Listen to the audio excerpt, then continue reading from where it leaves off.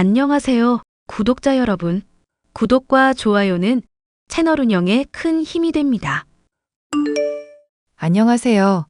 저는 남편과 함께 식당을 운영하고 있는 50대 여자로 오랫동안 절 힘들게 하던 손윗동서에게 통쾌하게 복수를 해준 일이 있었습니다.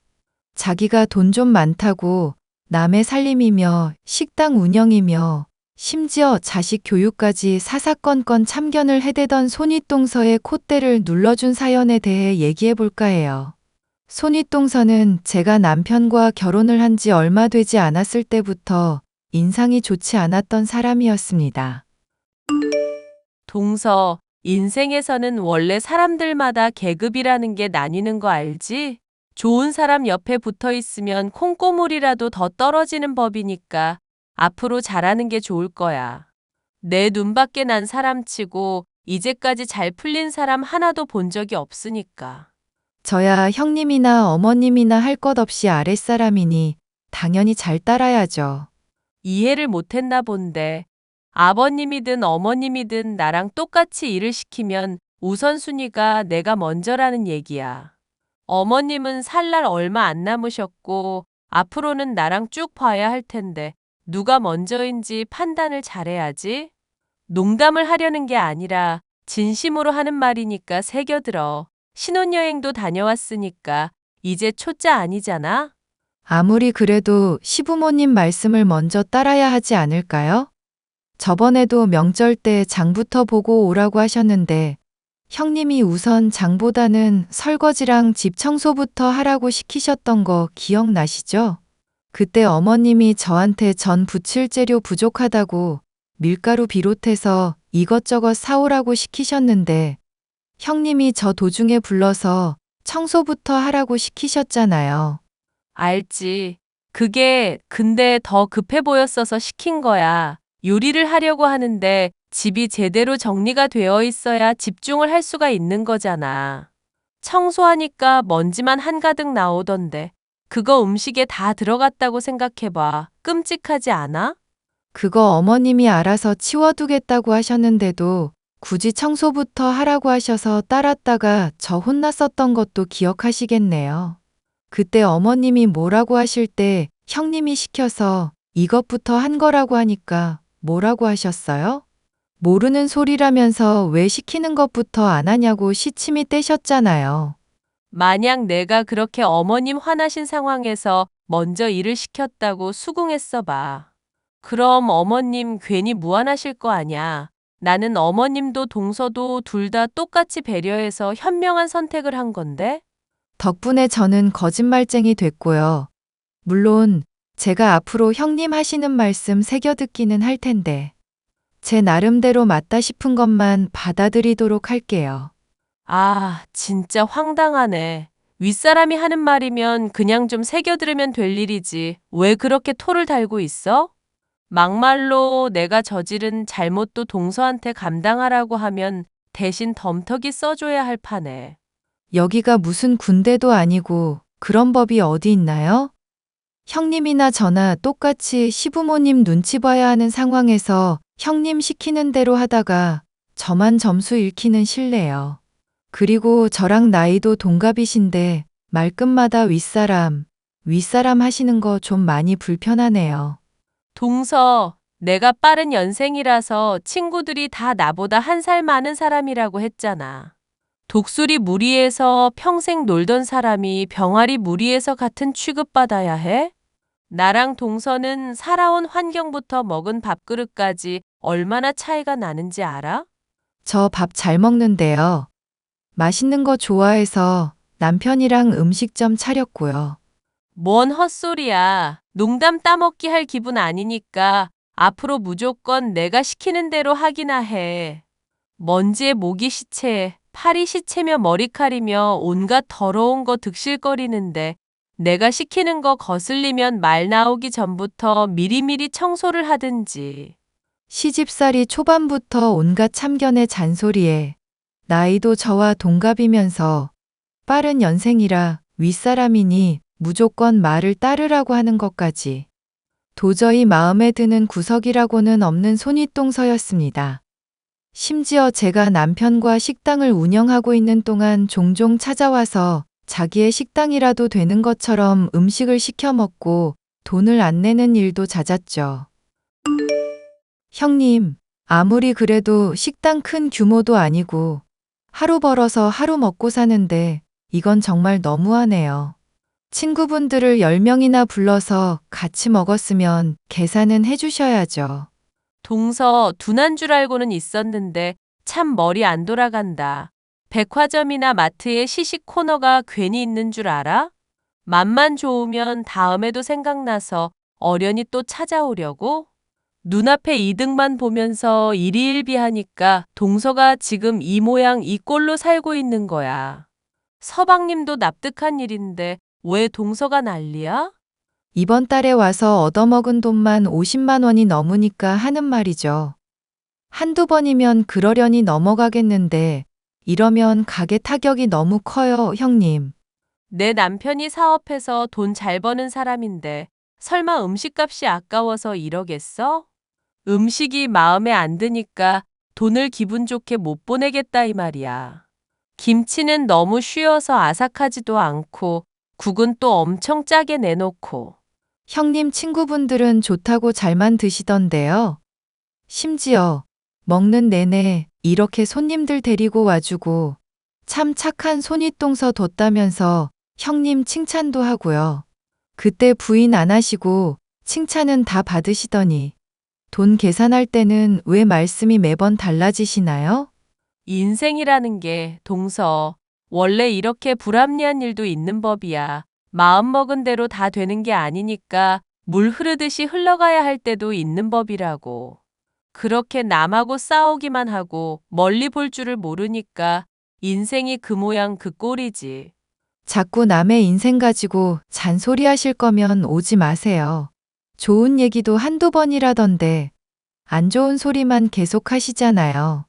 우리 가족 아냐?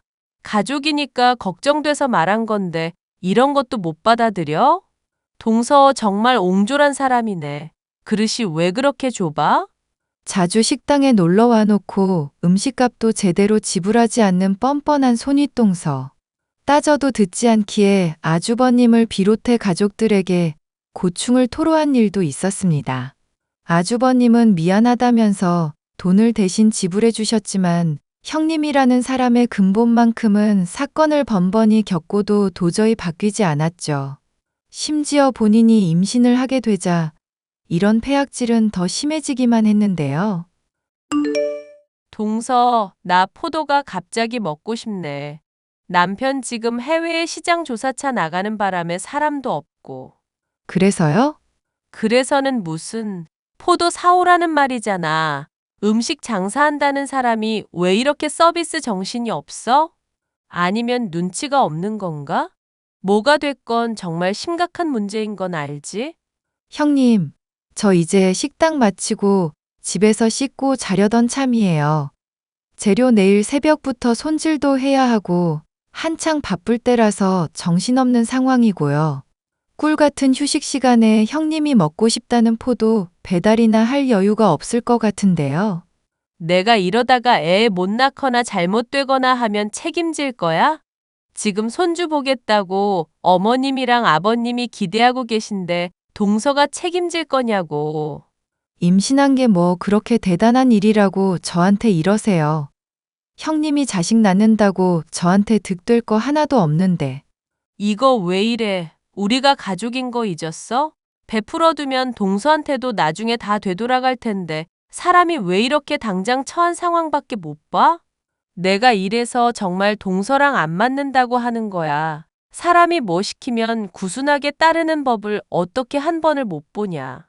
왜 시키면 제가 따라야 한다고 생각하세요? 아무리 집이 그렇게 안 멀다고 해도 포도 배달하러 제가 거기까지 가는 건 무리죠. 그리고 형님 집 인근에 과일 가게도 있는 것 같던데 직접 드셔도 되고요. 이제 임신 2개월도 안 됐으면서 왜 그러시나 몰라. 동서, 말이 심하네. 원래 임신 초반이 제일 위험한 법이야. 만삭 임산부보다 더 신경 써야 하는 게 2개월 때라고. 언제나 자기가 옳다고 생각하면서 제가 늘 본인의 뜻을 따라줘야 한다고 생각하던 손윗동서. 자기 중심적이고 이기적인 모습에 환멸을 느끼던 저로서는 도무지 이해할 수 없는 행동들 뿐인지라 거부를 했을 뿐인데 제가 뭐 잘못이라도 한 것처럼 길길이 날뛰더군요. 가족들이 어지간하면 좋게 대해주라고 말했지만 솔직히 억울한 마음뿐이었습니다. 나중에 제가 임신을 하면 다 돌려받아야겠다고 내심 칼을 갈 수밖에 없었어요. 손윗동서는 임신으로 온갖 유세를 떨더니 딸을 낳게 되었고 저는 몇 년 뒤에 아들을 낳을 수가 있었죠. 그게 내심 마음에 걸렸는지 손윗동서는 가족 모두가 다들 축하를 해주는데 혼자 또 삐딱선을 타면서 시비를 걸어댔습니다. 어머, 동서, 아들 그렇게 노래를 부르더니 결국에 남자애를 낳았네? 그런데 정말 이상하다. 민준이 말이야. 서방님이랑은 별로 안 닮은 것 같아서 좀 찝찝하달까. 그게 무슨 말씀이세요? 남편이랑 안 닮았다니. 그럼 제가 바람이라도 피우고 남의 자식을 낳았단 소리예요? 에이, 내가 그렇게까지 얘기 안 했잖아. 어디 찔리는 거 있어? 왜 그렇게까지 발끈해서 사람을 무안하게 해? 사람을 무안하게 하는 게 아니라 지금 형님이 먼저 말씀을 이상하게 하시잖아요. 지영이가 딸이라서 실망하신 것 때문에 이래요? 뭐? 실망? 요즘 시대에 딸이든 아들이든 잘만 기르면 되지. 내가 왜 실망을 해? 모르죠. 아버님이랑 어머님이 별로 안 좋아하셨으니까 그것 때문에 형님 기분이 상했는지 안 상했는지 제가 알게 뭐예요? 저는 아들 낳아서 안겨드렸는데 형님만 딸 낳아서 지금 신경 쓰이는 걸로밖에 전 생각이 안 되네요. 동서 지금 말 다 했어? 아니요, 말 아직 다 못했어요. 자꾸 사사건건 형님이 저한테 딴지 걸고 이래라 저래라 참견하시는데 가족이라는 이름으로 감당할 수 있는 선만큼만 해주셨으면 좋겠네요. 이럴 때마다 솔직한 심정으로는 형님을 차단하고 싶을 정도니까요. 내가 가족이라고 좋게 대해주고 바른 길을 알려주는데도 안 따라가니까 그러지. 이제 두고 봐. 자식 교육할 때 내가 가지고 있는 노하우며 지식들 필요할 때가 올 거니까. 그때 가서 동서가 울며 불며 빌어도 전혀 소용없다는 거 기억해 두라고. 자식 교육까지 참견하실 생각이셨어요? 와, 형님, 제발 저 방치 좀 해주세요. 그러면 저랑 남편이랑 민준이 모두 행복할 것 같아요. 그래. 그렇게 의기양양한 태도가 언제까지 가나 보자고. 초등학교 때야 뭐 공부 못해도 그러려니 하겠지. 그런데 중학교, 고등학교 올라가서 대학 갈 상황 돼서도 그럴 수 있을까? 나는 우리 지영이한테 최고로 좋은 옷, 좋은 음식 먹이면서 과외로 선행학습까지 다 할 거야.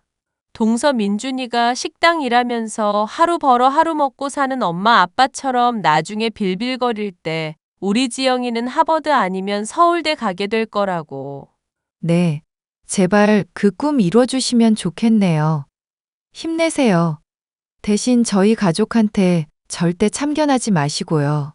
제 아들의 미래도 역시나 암담할 거라고 악담을 퍼붓는 손윗동서를 보면 참 사람이 안쓰럽다는 생각밖에 들지 않았습니다. 그래도 교육에 대한 열의는 진짜였었던 것인지 그 뒤로 조카 지영이와 제 아들 민준이의 교육 격차는 중학교 때까지는 크게 벌어졌습니다. 동서, 이것 좀 봐봐. 우리 지영이가 글쎄 전교 1등을 또 했지 뭐야. 내가 그렇게 공부하지 말라고 몸 좀 생각하면서 공부하라고 말하는데 애가 참 말을 안 들어서 미치겠다니까?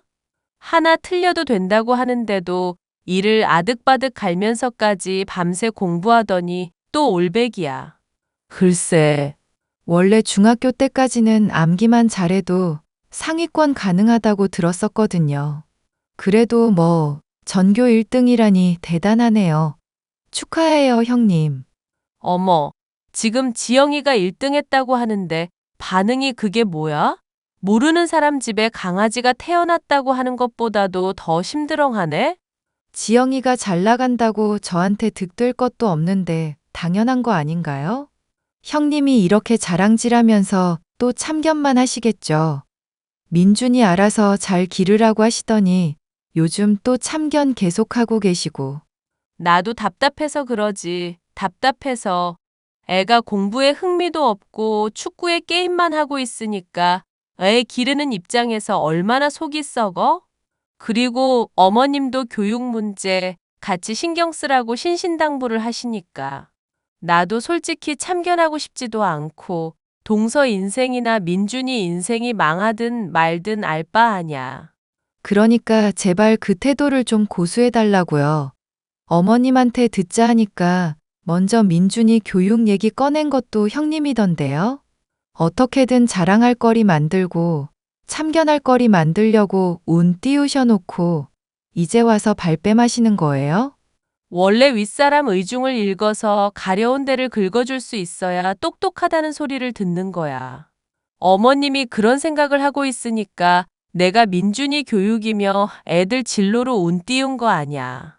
애당초 민준이가 잘하는 애였으면 어머님이며 아버님이 그렇게 걱정을 했겠어? 민준이 알아서 공부도 잘하고 있고 친구들이랑 잘 어울리는 아이예요. 잘 크고 있는 애한테 억지로 공부시켜봤자 흥미가 생길 것 같지도 않고 애가 하고 싶은 거 하게 내버려 두자는 게 저랑 남편 방침이에요. 방침이 아니라 방치겠지. 원래 자식한테 무관심한 사람들이 그렇게 포장을 하더라. 그렇게 방치하다가 자식이 나중에 인생 망해서 부모 원망하면 그땐 뭐라고 할 작정이야? 낳아놓고 돈 벌면서 애 막 자라게 내버려 두는 것도 학대나 다름없는 거 알고 있지? 남들이 들으면 오해할 소리를 아무렇지 않게 하시네요. 학대란요. 우리 민준이가 가고 싶다는 거, 먹고 싶다는 거 부모로서 최선을 다해서 해주고 있어요.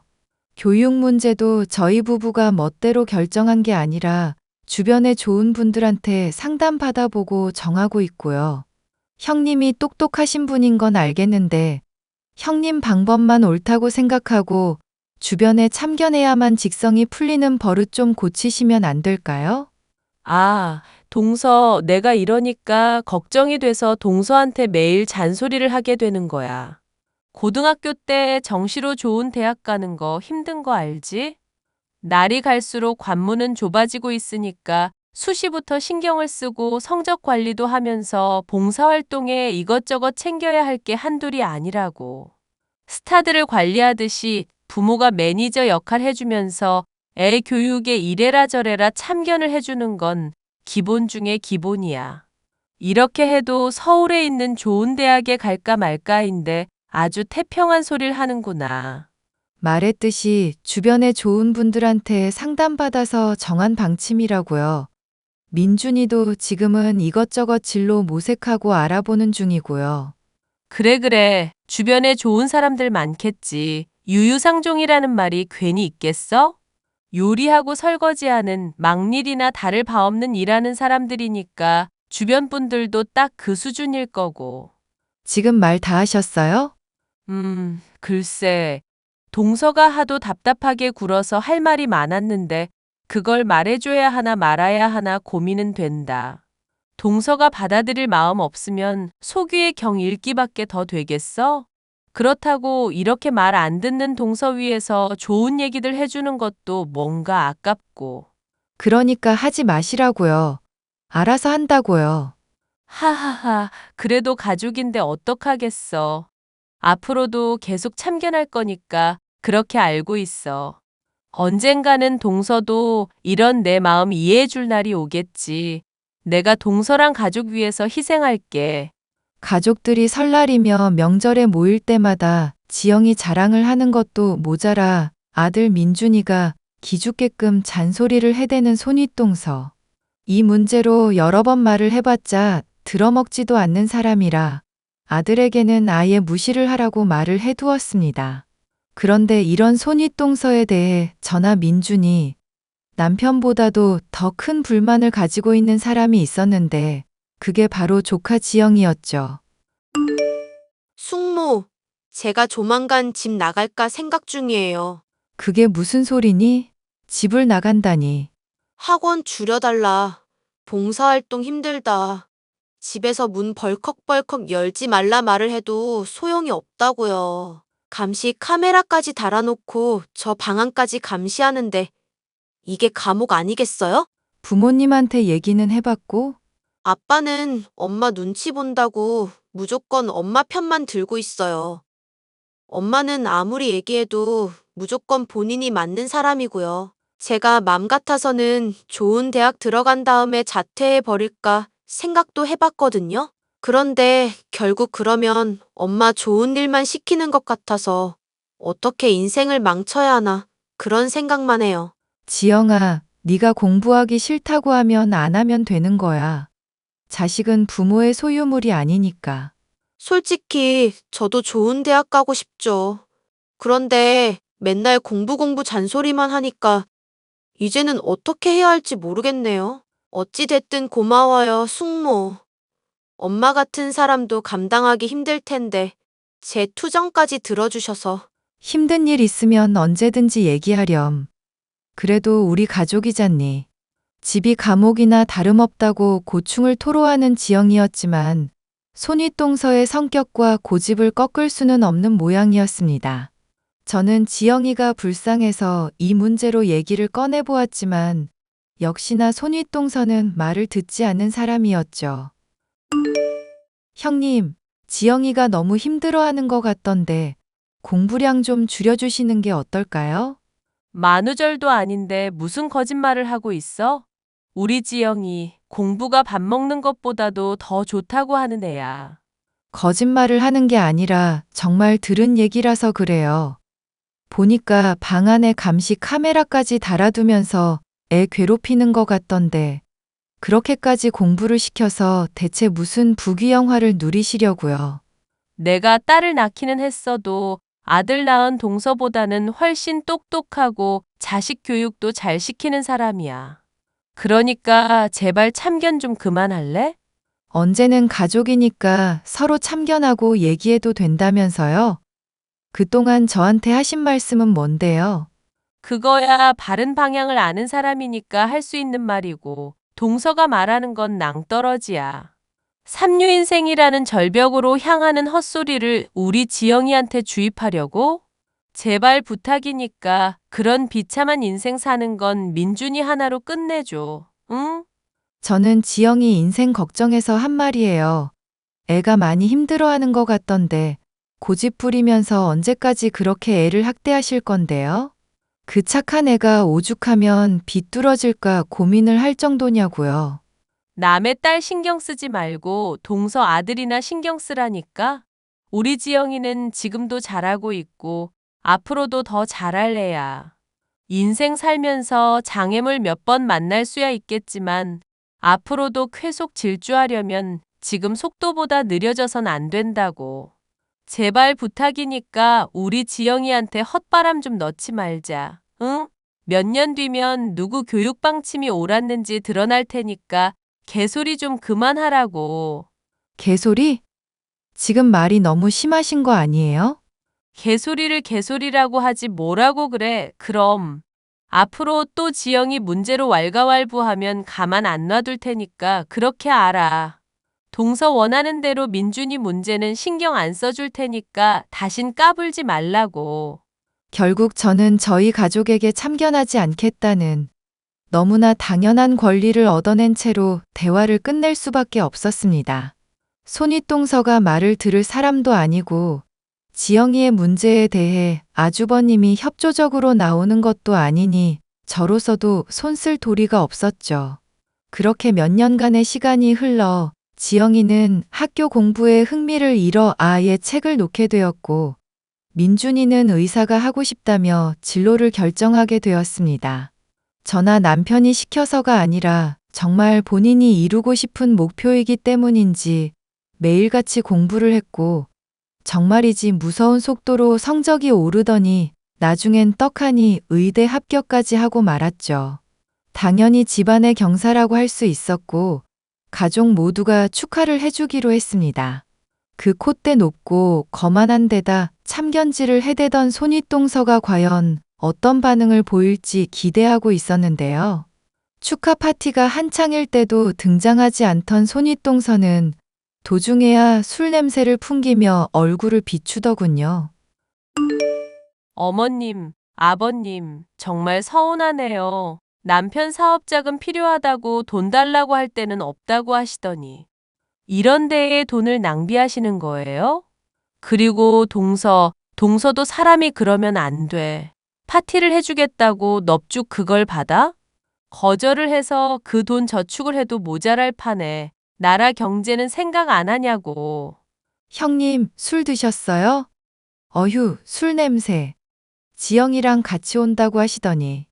지영이랑 내가 여길 왜 와? 걔 지금 하버드 대학 가려고 공부 중인데 이딴 데를 왜 오냐고. 네, 공부 때문에 바쁜가 보네요. 평소에는 내가 말하는 것마다 태클 걸던 사람이 오늘은 어째 고분고분하다? 시부모님 앞이라고 얌전 떠는 거야? 아니면 꼴에 또 아들이 의대 붙었다고 자존감 좀 생기셨다. 이건가? 형님, 적당히 하세요. 지금 다들 축하하고 좋은 분위기인데 여기까지 와서 이러시는 거예요? 그러니까 의대 붙었다고 무슨 축하 파티를 하냐고. 나라 경제가 지금 기울어가고 있는데. 무슨 축하 파티를 하냐고. 개나 소나가는 의대 붙었다고 아주 지랄 연병들을 하고 있네. 그만하라고요. 아버님, 어머님도 계신 자리에서 대체 뭐 하시는 거예요? 동서가 이런 식으로 말댔구나 하니까 민준이가 버릇이 없는 거야. 애가 의대 붙으면 뭐해? 인성 쓰레기인데 나중에 의사 돼봤자 사고만 일으키겠지. 적당히 해요. 그리고 개나 소나 가는 의대라고 하셨어요? 아무리 그래도 삼수에서 대학 근처도 못 가고 있는 지영이보다는 낫지 않나요? 의대가 개나 소나이면 개보다도 못한 지영이 되는 거 아니냐고요. 뭐? 이게 보자 하니까 이 미친년이 아주 죽여달라고 용을 쓰네? 보자 하니까 뭐. 나도 많이 참았어, 이 미친년아. 오늘 아버님, 어머님 계신 데서 잘잘못을 한번 가려보자. 이 미친년이 축하 파티에서 욕설을 해? 어머님, 지금 이거 이 미친년이 욕하는 거 보셨죠? 제가 2년보다 나이도 많고 똑똑한데 왜 이런 꼴을 당하냐고요. 말해보세요, 어머님. 빨리 2년 요절을 내라고요, 아버님. 왜 내가 이 꼴을 당해야 하는데. 우리 딸이 의대 갔어야 하는데. 아이고, 왜 적당히 해. 이게 무슨 추태야. 우리 딸이 나버리고 연락도 안 받고 내가 왜 이런 비참한 꼴을 당해야 하냐고. 구획. 여보, 와서 여기 형님 등 좀 두들겨봐. 봉지 챙겨오고. 동서, 어떻게 해야 자식 의대 보낼 수 있는 거야? 나 죽을 것 같아, 동서. 도와줘, 동서. 울며 불며 통곡을 하다가 그 자리에서 토하기까지 하며 온갖 추태를 부리던 손윗동서. 나중에 남편과 아주버님에게 이야기를 듣자 하니 지영이의 반항 때문에 우울증 약까지 복용을 하고 매일같이 술을 마시는 등 제정신이 아닌 상태로 지내는 중이었다고 했습니다. 엎친 데 덮친 격으로 민준이가 의대까지 합격을 했으니 눈이 돌아가 파티에서 난장을 부릴 만도 했죠. 그 뒤로 만나게 된 손윗동서는 더 이상 아무런 참견도 하지 않고 제 눈치만 살피고 있는 상황이네요. 알아서 설설 기는 모습이 보이고 있어 저는 만족하고 있답니다. 지영이는 앞으로 또 어떻게 될지 모르겠지만 손윗동서 같은 못된 엄마로 인해서 받은 스트레스를 나름의 반항으로 풀고 있는 것 같아요. 따로 연락을 해보니 현재는 자취를 하고 있는 중으로 손윗동서가 울며 불며 매달리든 말든 아예 차단을 해버리고 남인 것처럼 지내고 있다 들었어요. 자식에게 버림받고 그토록 열을 올리던 교육에서도 완전히 실패하게 된 손윗동서의 이야기였습니다. 끝까지 들어주셔서 감사합니다.